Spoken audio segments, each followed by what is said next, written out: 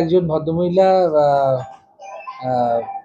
এখানে appointment letter নিয়ে এসেছিলেন একটা, যে উনি কন্ট্রাকচুয়ালি অফিস অ্যাটেন্ডেন্ট হিসেবে কেশপুর আরএইচে নাকি চাকরি পেয়েছেন, এবং সেই চাকরিটা নাকি তাকে 1,00,000 টাকার বিনিময়ে কৌশিক ঘোষ বলে কোনো ব্যক্তি, যিনি নাকি ক্লেম করছেন বিধাননগরে থাকেন, মিদনাপুরে, তিনি নাকি দিয়েছেন অ্যাপয়েন্টমেন্ট লেটারটা হাতে হাতে, এবং তাদের এই পেমেন্টটা কিছুটা অনলাইনে কিছুটা অফলাইনে ওনারা করেছেন, তার সম্পর্কে সেটারও প্রমাণ তারা দেখালেন, এবং ওই ভদ্রলোকের ছবিও ওনারা দিয়েছেন, ফোন নাম্বারও দিয়েছেন, এবং এই সেম নাম্বার থেকে আগেও 3 জনকে প্রতারণা করা হয়েছে। সে ব্যাপারে আমরা এফআইআর লজ করেছি আমাদের থানাতে, আর আজকের কেসটাও আমি আইসির সাথে কথা বলেছি, এফআইআর করছি, এবং ওনারাও বয়ান দেবেন।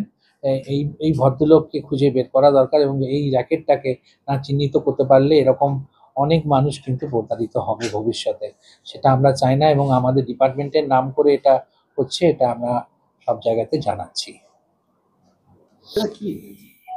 ব্যাপারটা হয়েছে, আমাদেরকে এক ভদ্রলোক বলেছিলেন, যার নাম হচ্ছে কৌশিক ঘোষ।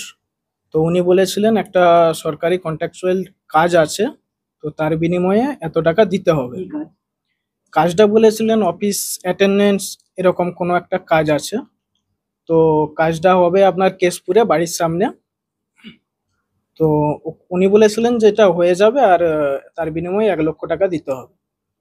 তো আমরা সেই মতো সবকিছু, উনি এখানে করেছিলেন, মেডিকেল যেরকম হয় বা পুলিশ রেকর্ড যেরকম হয় নর্মালি সরকারি কাজে, সেরকম সবকিছুই হয়েছিলেন। তার বিনিময়ে উনি 1,00,000 টাকা নিয়েছেন, কিছু অনলাইন এবং কিছু অফলাইন।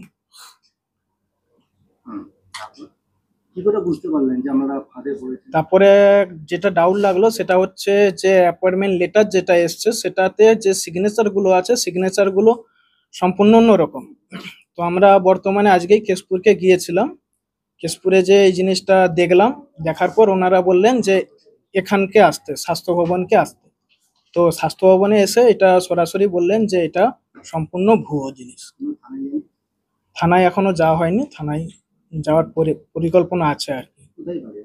আমাদের বাড়ি আনন্দপুর। আমি বর্তমানে কিছু কাজ করি না। প্রতারণার শিকারটা কে হয়েছিল? প্রতারণার শিকার আমি বা আমার ফ্যামিলি দুটোই বলতে পারেন, কারণ টাকা দিয়েছি আমি, তার সাথে এক্সপেন্ড করে আমার ফ্যামিলি। তো আমি বা আমার ফ্যামিলি দুটোই বলতে পারি। কাজটা কাকে দিচ্ছিল? আপনার কাজটা আমার স্ত্রীকে, আমার ফ্যামিলিকে। মামনি নন্দী। আমার নাম সুমন নন্দী। আপনার স্ত্রী কি আজকে কাজে যোগ দিতে গিয়েই ধরা পড়লো? হ্যাঁ হ্যাঁ হ্যাঁ, ঠিক।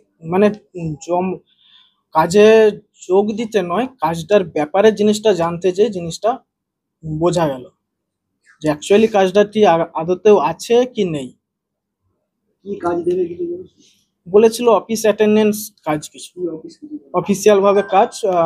কেশপুর, আমাদের যে কেশপুরে যে স্বাস্থ্য কেন্দ্র আছে সেখানে।